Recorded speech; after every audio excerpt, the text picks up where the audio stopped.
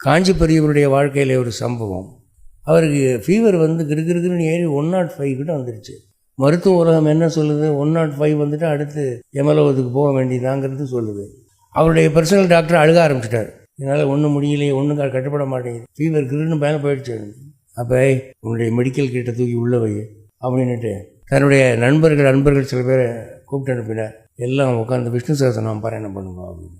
அவங்க எல்லாம் பாராயணம் பண்ணாங்க. அப்படியே கண்ணை மூடி கேட்டுக்கிட்டு இருந்தேன். அது எல்லாம் முடித்து வனமாலி கதி சாரங்கி சங்கி சக்கரிச்சு நந்தகி அப்படின்னு முடித்த உடனே அந்த டாக்டரை கூப்பிட்டார். இப்போ டெம்பரேச்சர் பாரு அப்படின்னு. பார்த்தா சரட்னி இறங்கிருச்சு. 99. எங்கே போச்சு ஜுரம்? மருந்தை நம்புகிறவனுக்கு மருந்து காப்பாற்றினால் உண்டு, விட்டாலும் உண்டு.